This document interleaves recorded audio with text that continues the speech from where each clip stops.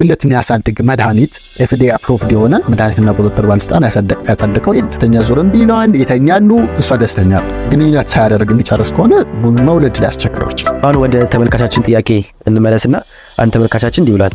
ይህ የስንፈተ ወሲብ ዘላቂ መፍትሄ አለ ወይ? ማለት ቶሎ መጨረስና ቁመት ውፍረት በሕክምና አይን ዘላቂ መፍትሄ አለ ወይ ይሏል። በጣም ጥሩ። ይሄ የብዙ ሰው ጥያቄ ነው። 3 ጥያቄ ነው በነገራችን ላይ አንድ ጥያቄ አድርጎ ነው ያቀረበው ወንድማችን። አንደኛው ስንፈተ ወሲብ የምንለው ኢሬክታይል ዲስፋንክሽን ማለቱ ይመስለኛል። ሁለተኛ ቶሎ የሚጨርስ ነው። ሶስተኛ ብልት ማሳደግ ቁመትም ሆነ ውፍረት ማለት ነው። እነዚህ 3 ለየብቻቸው እናያቸው። የመጀመሪያው ስንፈተ ወሲብ ነው። ስንፈተ ወሲብ በእንግሊዝኛ ወይም በሜዲካል አጠራሩ ኢሬክታይል ዲስፋንክሽን የምንለው ማለት ነው። ለዚህ ዘላቂ መፍትሄ አለው ወይ የሚለው መልሱ አዎም አይደለምም ነው። ዘላቂ መፍትሄ ሲል እሱ ኪውር ማለት ነው። በሕክምና ኪውር እና ትሪትመንት ይለያያል። ኪውር የምንለው ለምሳሌ አንድ ሰው ወባ ቢያመው የወባ መድኃኒት ሲሰጠው ድጋሚ ወባ ካልያዘው በስተቀር በቃ ድኗል። ታይፎይድ ቢያመው ወይም ሌላ ኢንፌክሽን ቢያመው ድኗል ማለት ነው መድኃኒቱን ከወሰደ በኋላ። ይሄ ኪውር እንለዋለን። ትሪትመንት የምንለው መታከም ይችላል፣ ግን ያ ነገር ሰውየው ሪቨርስ ካላረገው በስተቀር በራሱ ጥረት በተለያየ ቴክኒኮች አሉ በኋላ አነሳላለሁ።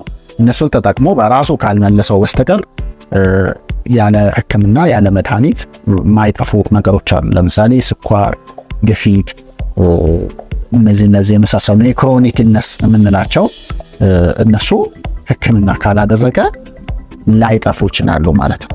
ግን ሕክምና እንደምታውቀው ስኳርን ይታከማል፣ ግፊትን ይታከማል። ሰውየው ግን እነዚህንም መመለስ ይችላል አይደለ? በሪቨርስ ማድረግ ይችላል። የተለያዩ ቴክኒኮች አሉ። ያንን ማድረግ ይችላል ሰውየው በእገዛ ማለት ነው። ነገር ግን አንድ ጊዜ የሆነ መድኃኒት ስለወሰደ ተገላገልኩ ጠፋ ምን ነገር አይደለም።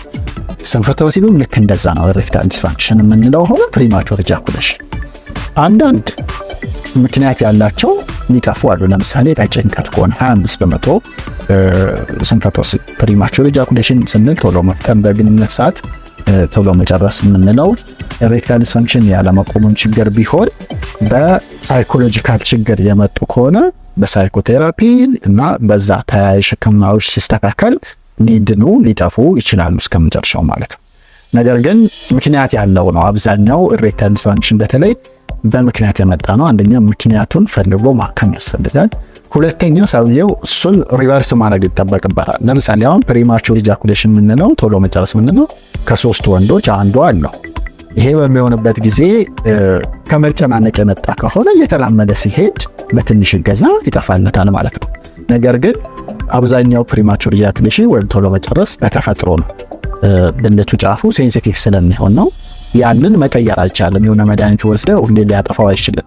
ሰውየው ግን ሀቢት ፎርም ማድረግ ይችላል ወይም መለማመድ ይችላል ራሱ ሪቨርስ ለማድረግ ያንን ለመመለስ እና ጤናማ ጊዜ ለማቆየት የተለያዩ ቴክኒኮች አሉ። ብሪዚንግ ቴክኒክ ፎከስ ሊያደርግ ይችላል ትንፋሹ ላይ። ስቶፕ ኤንድ ስታርት ቴክኒክ የምንለው አለ፣ ስኩዊዝ ቴክኒክ የምንለው አለ። ይሄ ሴክስ ኤጁኬሽን ውስጥ ያሉ ትምህርቶች ናቸው። ይህንን በሰፊው በቲክቶክም እኔ አብራርቻለሁ።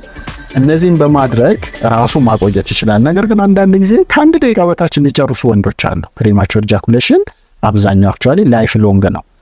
ሁሌም ያለ ሲጀምር ጀምሮ ብዙ ጊዜ ይቆይበታል። ይሄኛው የሚስተካከለው በመድኃኒት ነው። መድኃኒት ፋርማኮቴራፒ እንለዋለን እኛ። ከ1 ደቂቃ በታች በ10 ሰከንድ በ30 ሰከንድ አንዳንዶቹ መውለድ የማይችሉም ምክንያቱም ሳይገቡ ነው የሚጨርሱት። ሁሉ ጊዜ ሳይገቡ ጨርሱ ለመውለድም ይቸገራሉ። እንደዚህ አይነቶቹ ፋርማኮቴራፒ ወይም ደግሞ የመድኃኒት እገዛ ያስፈልጋቸዋል። በዚህ የተነሳ ብዙ ትዳሮች ይፈርሳሉ። ባይዘይ እኔ ራሱ ከዚህ ቀደም ነገር ሊሆን ይችላል አንድ ታሪክ አንድ ሰው መጣ እኔ ጋር። የሰዎች ታሪክ በእርግጥ እዚህ ላይ ሲነገር ሰውየው ሲያዳምጥ ችግር ሊፈጠር ይችላል። የሚታሰሩ አሉ፣ የአካል ጉዳት የሚያደርሱ አሉ። ስለዚህ ብዙ ችግር ይገጥማል። ትዳር ላይ በጣም ችግር ይፈጥራል። ብዙ ትዳር እንዲፈርስ፣ አፌር እንዲኖር፣ ሰዎች እንዲያረጉ ብዙ ነገር ሊፈጥር የሚችል ነገር ነው ማለት ነው። ዝም ብሎ አንዳንድ ሰዎች ፕሪማቹር ኢጃኩሌሽን አንዳንድ ቲክቶከሮች ፕሪማቹር ኢጃኩሌሽን ችግር አይደለም ሲሉ ይሄንን አያውቁም ብዬ ነው ማስበው። ምክንያቱም ቶሎ መጨረስ ገና ግንኙነት ሳያደርግ እንዲጨርስ ከሆነ መውለድ ሊያስቸግረው ይችላል። የሚያስቸግራቸውም ሰዎች ስላሉ ማለት ነው።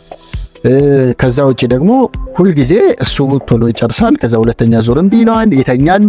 እሷ ደስተኛ አትሆንም። መጨረሻ ላይ ያው ችግር ይፈጠራል ማለት ነው። ይሄ ነው ያለ ችግር ነው። ሰው በየቦታው ይዞት ነው እንጂ ለማን ላውራው ለማን የናገረው ብሎ ስላፈነው ነው እንጂ ይሄ በየቦታው ያለ ችግር ነው ማለት ነው። ሶ አንደኛ እንደዚህ ሲሆን ሕክምና ይፈልጋል።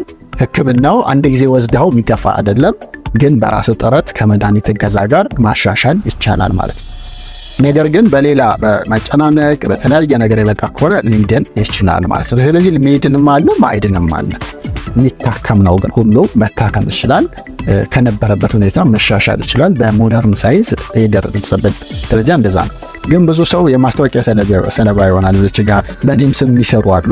አንድ አጋጣሚ ነው ምንም አይነት መድኃኒት ለማንም አላደርስም፣ ማዕከላችን መርመሬ ነው ማክመው። ግን ፌስቡክ ሶሻል ሚዲያ ምናምን ስታይ ለዘላቂ መፍትሄ ለውፍረት ለቁመት ምናምን እያሉ መድኃኒቶች ይዘዋወራሉ። ይሄ ንግድ ነው እንጂ ሕክምና አይደለም ማለት አንደኛ ውሸት ነው። ለምሳሌ ብልት የሚያሳድግ መድኃኒት FDA አፕሮቭድ የሆነ መድኃኒትና ቁጥጥር ባለስልጣን ያጸደቀው የለም። ካለኝ እኔ ያዘዋለሁ። ምን ደስ እያለኝ ነው ዋዛው ቢኖር ደስ ይለኝ ነበር፣ ግን የለም። ጀስት እንትን ነው ማለት ነው። ሌላው ያነሳው ብልት ማሳደግ። ብልት እንግዲህ የወንድ ብልት በአብዛኛው ፑበሪቲ ላይ ያቆማል ማደግ 14 16 አካባቢ። ከ18 በኋላ አያድግም እንደ ቁመታችን እና የብልት መጠንም ልክ ቁመታችን እንደሚለያየው ከሰው ሰው ይለያያል። ኖርማል ቫሪዬሽን ማለት ነው። 9 ሴንቲሜትር ያለው ሰው ኖርማል ነው። 10 ሴንቲሜትር፣ 15 ሴንቲሜትር እስከ 16 እስከ 18 ሊሄድ ይችላል። ቫሪዬሽን ነው። ልክ ቁመታችን እንደሚለያየው ማለት ነው። አጭር አለ፣ መካከለኛ አለ፣ ረጅም አለ። በጣም ድንክ የምንለው ደግሞ ሰው አለ አይደለ? በጣም አጭር። እሱ ደግሞ የሆርሞን እጥረት ሊሆን ይችላል። በልጅነቱ መድኃኒት ሊያስፈልገው ይችል ነበር ብለን እናስባለን። ልክ እንደዛው ብልትም በጣም ካጠረ በጣም ትንሽ ከሆነ ማይክሮፒነስ እንለዋለን። እሱ የሆርሞን ምርመራ ተደርጎ ሆርሞን በመስጠት ሊስተካከል ይችላል። በተለይ ህፃናት ከሆነ እድሜያቸው ከፑበርቲ ያላለፈ ከሆነ ማለት ነው። ነገር ግን ከአዋቂ ከደረሱ በኋላ የሆርሞን እጥረት ካለ ኦፍኮርስ ሆርሞኑ መተካት ይኖርበታል። ነገር ግን ብልቱ ሊያድግም ላያድግም ይችላል ማለት ነው። በጣም ማይክሮፒነስ ከሆነ ለግንኙነትና ለማርገዝ የሚቸገሩ ከሆነ ፕላስቲክ ሰርጀሪ በሰርጀሪ ሊስተካከል የተወሰነ ሊስተካከል ይችላል። ነገር ግን አብዛኛው ወንድ ኖርማል ብልት መጠን ይዞ ነው ያነሰ ነው ብሎ የሚያምነው። ብዙ ጊዜ ወይ ሎከር ሩም ልብስ ሲቀይሩ አንዱን ሰው ያይና ወይ ፖርኖግራፊ ሲያይ አንዱን ያይና ከዛ እሱ አንሷል ብሎ ይመጣሉ። ብዙ ጊዜ ኔጋም ሲለኩም ሲታየው እኔ ሜጀር አድርጌ ነው ያንዳንዱ ሰው ሜጀር አደርጋለሁና እለካለሁ። ስለካው እስካሁን ያገኘሁት 5 ሰው ነው እውነትም ማይክሮፒነስ ያለው ማለት ነው።